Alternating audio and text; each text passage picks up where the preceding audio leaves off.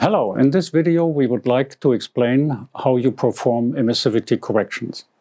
In this video we want to look at emissivity correction methods that you can apply to correct emissivities. For that purpose we have our heating element again here. The lower half is blackened to get an emissivity that's close to 1, we'll assume it is 1. And the upper half has that reflection part in it. If we look at the thermal image, we can see the lower part, the temperature of roughly 35 degrees Celsius, and for the upper part we get a temperature of roughly 25 degrees Celsius. And we already discussed that the calibrated camera is the camera is calibrated with something that is very close to the blackened surface. That's why it shows the correct temperature for that. And the emissivity correction requires, in many cases, that we enter or use or give the background radiation, a temperature value for the background radiation, and that is often something that is misunderstood. In many cases, it is the room temperature. If there are no heat sources in the room, then the room temperature is actually a good approximation. Other than that, you have to use your judgment, look around, and determine what the background information is. So the thing to understand is the black surface, the emission we get from that is very close to the black body radiation that's used to calibrate the camera. So there are no side effects that will affect the measurement. The other part has a reflection, and I can show that if I move my hand here, then we can see the reflection in the thermal image. And that's why if the object has an emissivity below 1, then there's always a reflection, sometimes even a transmission, but that's not the case here. And that then will reflect the background radiation into the camera and will give a reading that is not necessarily the correct reading for the object.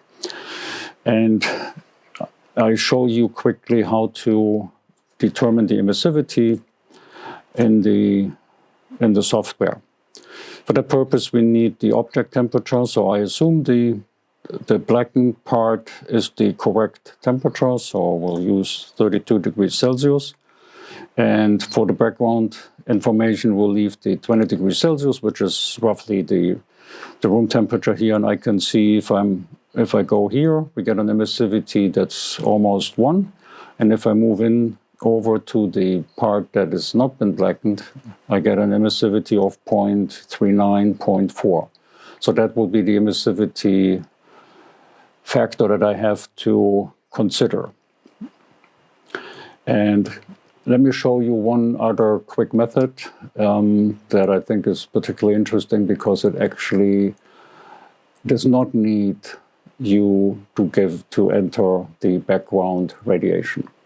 Okay, what we see here is a integrated circuit, a computer chip. It's just a flash drive out of a flash drive. And I will show how to do what we call pixel by pixel emissivity correction. I've pretty much prepared everything. What you would have to do in order to do this is take 2 reference measurements at a known temperature, and then I'll just walk you quickly through the way it is done without explaining every single step. This is called pixel emissivity using 2 reference images. So I have the 2 reference images that I've prepared, I've taken before at known temperatures, and that way I get a emissivity corrected thermal image. So even if I were to power up the chip now, I would see different temperatures in the corrected way. The nice thing also is I can go in here, and instead of showing the object in temperature units, I can look at the emissivity values, and I can see my chip surface here has a emissivity of 0.69, 0.7, 0.68, so it's it's a very good way to determine the emissivity of an object that you can then use in any subsequent measurement. So you don't have to apply any elaborate methods every time you want to take a measurement. Okay, thank you very much.